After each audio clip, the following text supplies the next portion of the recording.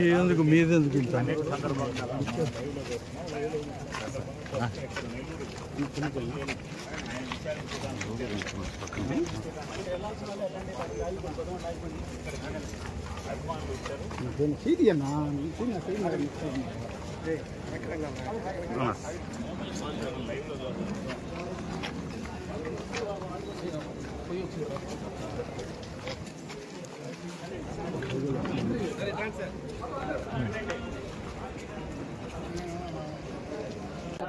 ప్రస్తుతం కేతిరెడ్డి వెంకటరమణారెడ్డి ఉన్నారు మనతో మాట్లాడారు. సార్, అంటే నిన్నంతా ఏడాది పరిపాలన చాలా వైభవంగా జరిగింది, అభివృద్ధిలో శరవేగంగా ముందుకు వెళ్తున్న వాళ్ళు సంబరాలు చేసుకుంటున్నారు.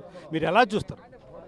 అంటే అభివృద్ధి కొంతమందికే పరిమితమైంది, సంపద కొంతమందికే సృష్టించుకోగలిగినారు.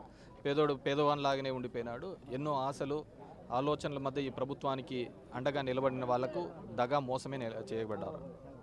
సార్, ఇది రెడ్ బుక్ రాజ్యం నడుస్తుందని భావిస్తుంటారా? డెఫినెట్గా ఇప్పుడు ప్రతి ఒక్కరూ ఒక్కొక్క హామీలతో వస్తారు. చంద్రబాబు నాయుడు ఒక హామీలతో వచ్చినాడు, లోకేష్ ఒక హామీతో వచ్చినాడు, రెడ్ బుక్ రాజ్యాంగం అనే పద్ధతిలో.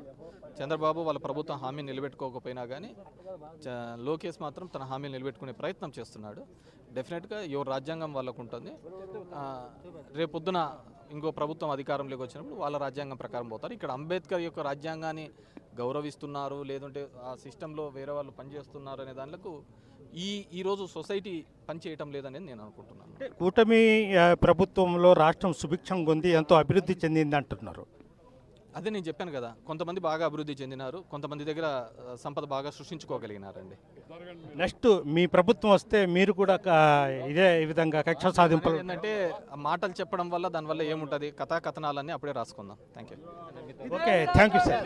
ఇది పరిస్థితి. రాష్ట్రంలో అభివృద్ధి ఏం లేదు, కేవలం కక్ష సాధింపు రాజకీయాలే జరుగుతున్నాయని కూడా కేతిరెడ్డి వెంకటరమణారెడ్డి చెప్తున్నారు. వీడియో జర్నలిస్ట్ ప్రదీప్తో Gayaz, RTV, Nellore central jail నుంచి.